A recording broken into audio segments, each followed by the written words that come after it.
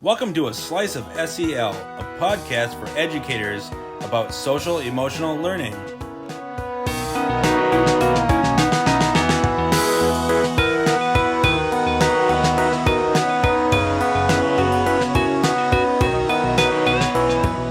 Welcome to A Slice of SEL. We're the SEL team at the St. Croix River Education District. I'm Nick. I'm Angela. And I'm Kevin. So our topic this week is about storification, and one of my most vivid, clear memories from my entire time in school was my middle school social studies teacher, Mr. Arlt. He spent a couple of weeks building up this class period where we would be hearing the dramatic story of Rasputin's death. And then it started, and he regaled us with this story about how Rasputin, you know, the mystic from pre-revolutionary Russia, was, you know, tricked into coming to this house, and then there's this conspiracy, and he was poisoned, and then everybody thought that he would die, of course, and then he was shot, and then he was drowned, and it was it's a dark story, obviously. I mean, it's a true thing from Russian history, but it's clearly stamped in my brain. And the point of telling that bit of that story on our podcast, gang, is that stories are a very powerful neurological tool for getting you to remember stuff and getting you to pay attention and having it sink deep into those neurons. And we're going to share tips today from a cognitive scientist talking about how that power of stories and storification can work for you in the classroom setting. Yes, but before that, let's talk about what's filling our buckets this week. I'll start. So it's Super Bowl weekend here while we were recording this podcast, and I am just excited to kind of catch all the clever commercials they come out with. They're always just a riot, and I just enjoy getting a kick out of the humor that they bring forward in those commercials. Yeah. That reminds me, Kevin, I took a picture that I have to send to some friends, and I'll send it to you guys. I went into the grocery store, and there's always the big displays for Super Bowl, you know, snack food, but there was a literal village with pillars built out of cardboard, and then it had a stadium like green on the floor. It was just extravagant. They're getting, I mean, really, really impressive at this point. Yeah, sounds like it. I'm excited for this weekend too. Looking forward to Disney on Ice for the first time, taking the kids. It's featuring Frozen and Encanto, which are big hits in our family. So super stoked to see the kids' reaction and watch them enjoy that this weekend. You've never seen Encanto, Angela? Come on.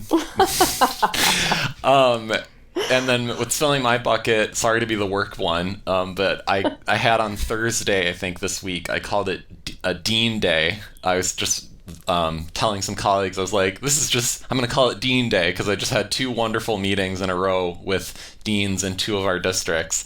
And I was just thinking, I don't think I find anything more valuable or helpful than collaboration and critical feedback, where someone is really on your wavelength and they've thought about kind of why things are the way they are. And they one of the deans was helping me take our SEL classroom guide and the strategies and think of ways that we can organize them better. So pertinent to this episode, we separated some of them and said these are teaching methods is the term we used. And it was things like offering choice and instructional pacing, I think, was one, connecting content to student interests, telling stories. It was all like instructional design strategies, and just clustering those together made a lot of sense to me and would make that more usable to a teacher. So just really appreciated that. Yeah, awesome. Cool. So we're going to shift to our main topic. And Angela was asking me just a minute ago before we recorded, this is one of your favorite topics. I've heard you bring it up before. And yeah, in grad school, I can't remember who recommended it to me, but I read a book by a cognitive scientist named Daniel Willingham, and the book is called Why Don't Students Like School? A cognitive scientist answers questions about how the mind works and what it means for the classroom. And I definitely did not have time, for the record, Kevin and Angela, to reread that book this week. I'm not that kind of podcasting producer. But I did find an article with Daniel where he was interviewed by AFT a couple of years ago, and that distilled it enough to help us prep for the episode. So the problem that Daniel's trying to help teachers with and problem solve is, how do we get students to care, and how do we combat that apathy? Like, how do you stir that curiosity and get students to open their ears and light that inner fire and get, you know, the ears open and students really listening and taking in what you're telling them about Benjamin Franklin or about see, I always give a history example, guys, and then I want to toss out a math example, and I'm just not that guy, you know? I can't do it, so I'm gonna stick with Benjamin Franklin. That's a bigger challenge than ever. Like, you guys hear that from teachers every day too, right? It's not just me. Mm-hmm.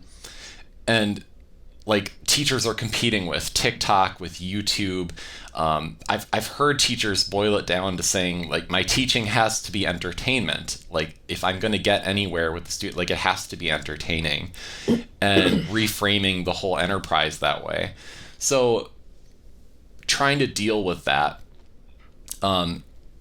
Daniel kind of addresses, like, the reason why we do storification, why we incorporate elements of story structure into the way we're sharing information with students, is that we have lots of, like, decades of research support around the idea that if you take the same information raw and give it to somebody and say, memorize this, and then if you take that information and put it into a story with an arc and characters, they're way better at remembering it the second way. I did this in psych class in undergrad, and I was like, whoa, it was a light bulb moment for me. I was like, wow, it's a lot easier to remember when you give me the facts in a kind of story.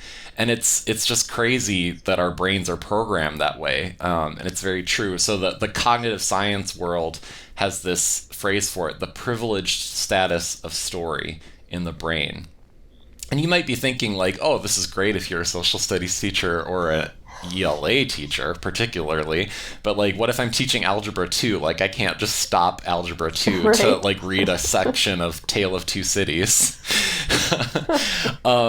So we are going to get into, like, the reason why I think we use that phrase storification is because of gamification. And I'm sure you've heard of gamification. So gamification is the idea of taking any elements of what a game is, like competition and scores and badges and earning things, and translating those concepts and those elements into lessons as much as we can. So I think storification helped me understand this too, because, you know, we will talk through some tips where you can just bring a literal story, you know, read a book in your class, but there's other things you can do with, like, anticipatory set, for example, that bring those elements of story in without stopping on a dime to read a story. So that kind of takes us to, what are those elements? Like, I just kind of threw out what came to my mind as the elements of a game. I don't know if those are the best things to throw out, but, like, what are the elements of a story? So Daniel shared in his article with AFT the 4 C's of story structure. So let's start to break down the 4 C's of story structure. Yeah, that first C of that story structure is causality. So events in a story are always related because it's like one event causes or initiates another. So, for example, the king died and then the queen died. Well, that's 2 different events that are happening chronologically. But when it's phrased, the king died and the queen died of grief, well, then that links the events with a more cause and effect type of information. And this came, I shared it with somebody I work with when we were talking about professional learning, because it came up at a conference about adult PD, the power of story. So, I mean, obviously not only with students, but with adults. We don't age out of our interest in stories and our, you know, but this clip was of the two creators of South Park who have been doing this for 20 years now. I don't want to think about how long South Park's been on the air because that's going to make me feel very long old.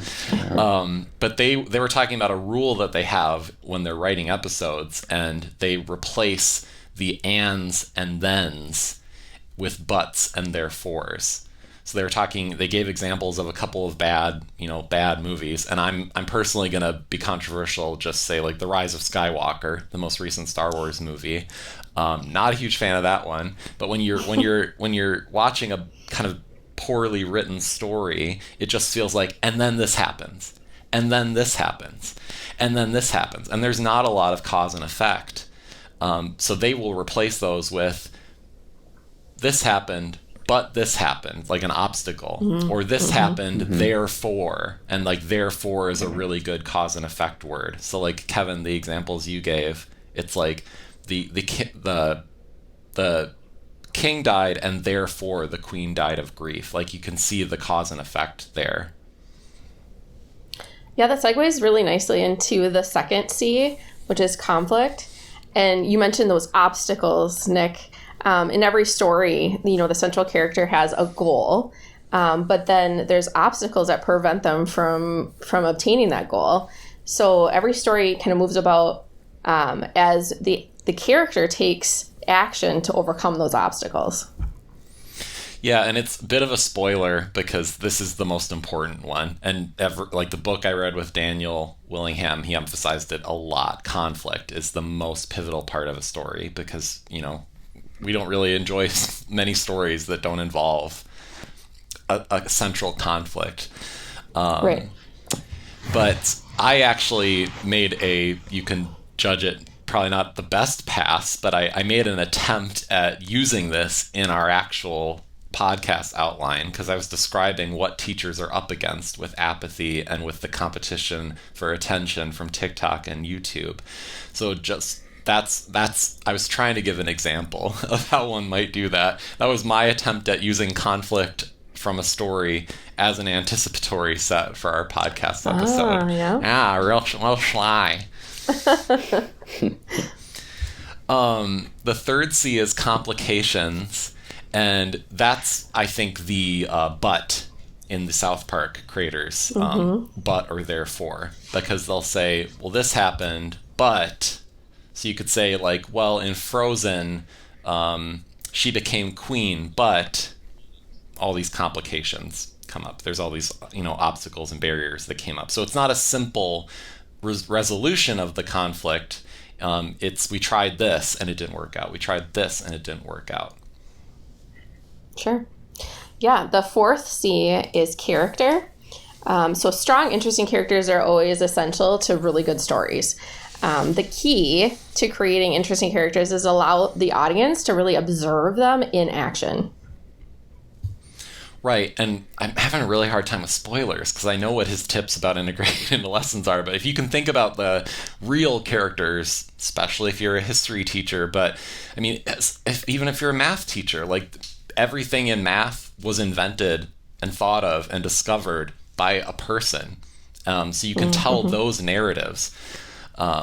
Really had a hard time now doing spoilers. So those are the ingredients of a story, the 4 C's. So just to recap, it was causality or cause and effect, conflict, the most important one, complications, and character. So let's talk about some ideas that Daniel shared with AFT about how to take advantage of those things with storification, and like we do with gamification, weave them into your lesson design so that you can take advantage of that power. Yeah, that first tip that Daniel talks about is tell more stories in class. That's like an ideal introduction to a new unit, of course, as a teacher, right? Like, how does this relate to what we're going to be talking about as a classroom? And that's a way to really introduce that new material and something that's both non-threatening as well as being interesting. And it can always relate to everyday topics in life. For example, like math and construction. I mean, how often is math used in construction?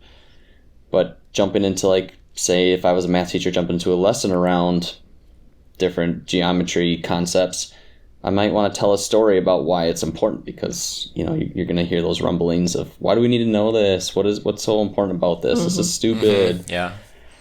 Where you can kind of break the ice with some humor or just relate it to everyday life. I tell a story about when my wife and I were building our house, and I was asking for a certain length on a 2x4 for a stud in a wall, and she kept cutting it like a half inch too short, and I couldn't figure out why. And she was going through board after board, and then finally realized that she was measuring the tape measure, counting from like the wrong notches on the tape measure. So she was counting much less to be the length. So I was like, this is important stuff because you might have to use this in life. And here's a funny story about that. So that's a good way to really introduce it. And it can also bring in some basic vocabulary or terms that students might not have heard before and help them be prepared to, dive more deeply into a subject matter where they're going to hear those terms.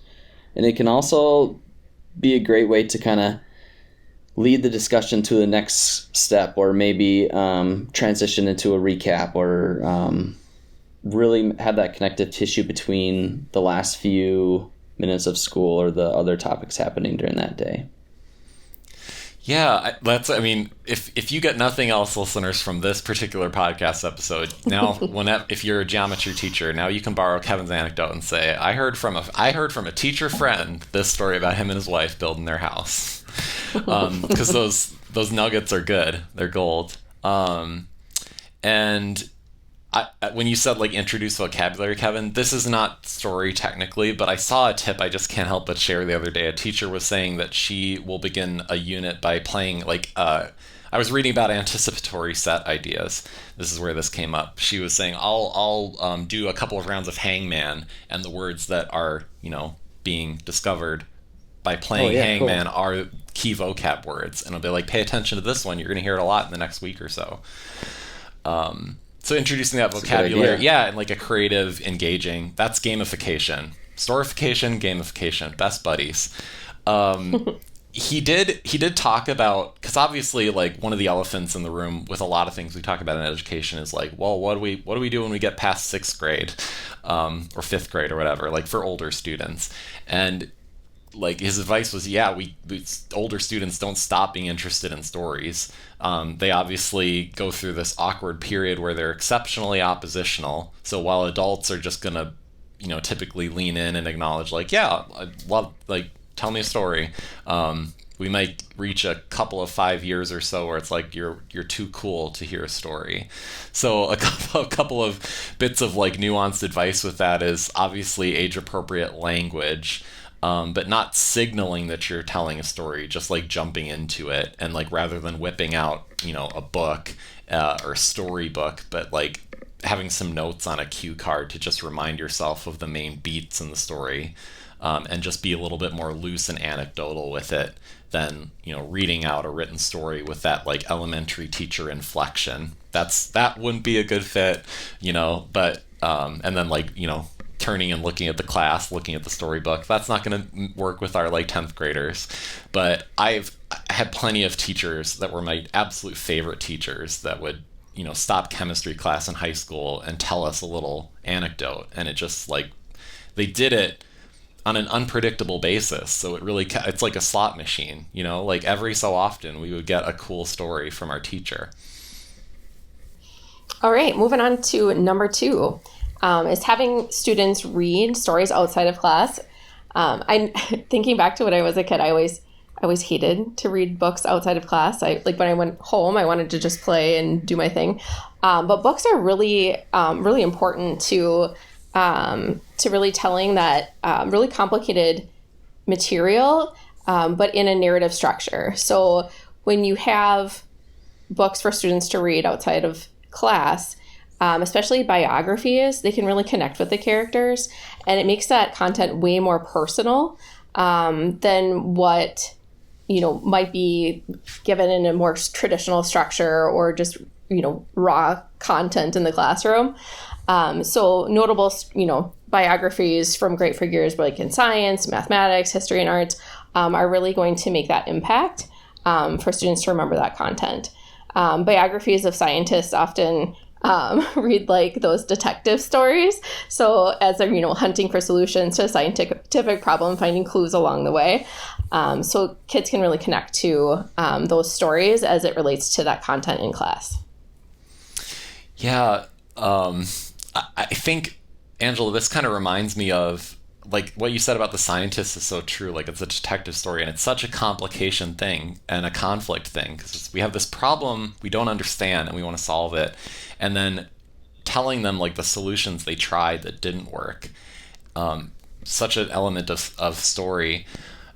I think that's one of the things I've learned about this, because, like, I've been really interested in this. So when I heard about it, whenever I hear about storification, I'm like, oh, what tips do you have?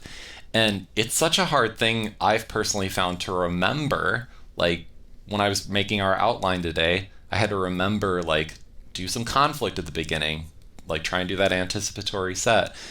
The 4 C's help, but I think you also need, like, little things that you can pretty much always do. Like, think, pair, share is one of my things. Like, I know that that's a thing. So whenever I'm doing discussion, I'm like, well, I got one thing I can try, even if my brain is on like 5% capacity. I can always remember to at least try that. So where I was getting to with my point is, one of the things I'll most consistently do to try and wrap story structure into a session I'm doing is just share the story of how I learned about what I'm telling about. So that's kind of why I included that little bit about getting the book and being interested in this in grad school. But whenever I'm doing a PD session on de-escalation, I've done that before. I'm like teaching people how to do de-escalation strategies, and I talk about the first time I was like fresh-faced out of college and working with students, and I got my first like really explosive episode, and I like was like a deer in headlights, and just share, like, I didn't always know anything about what I'm about to tell you about, and like here's what I tried and where I struggled. And I think that is such a easy access thing, because anything you're teaching students about, at some point you didn't know about it. So if you can remember, even in a vague way, like where you were or what you were doing or what was going on in your life when you learned this, I think that's always like an easy access kind of rule of thumb for how to whip out a story. And looking at our podcast outline, guys, the next tip we were going to share is use the 4 C's to structure lessons. And Angela, I think with my jump off of what you were saying, I think I basically covered everything. I think you just did it. I was just going to tell you that. I think I covered everything I was going to say here. Basically, like, think about your anticipatory set would be one, and like you can always use conflict, like building anticipation. Like, oh man, like this is the concept we're going to learn about. This is the person who discovered it, and they really struggled, and they were living in Boston, and like this is what their life was like, and this is why it was such a big problem, and wow, it changed the world when they figured it out. And like we're gonna like figure out what they tried and what didn't work. So like as an opening to kind of build that anticipation, like make it a conflict, and then I said it all.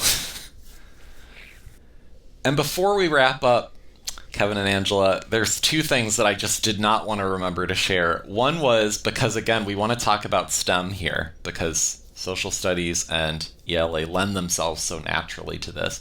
One of my favorite teachers, maybe my favorite teacher I ever had growing up, was named Mr. Bechtel.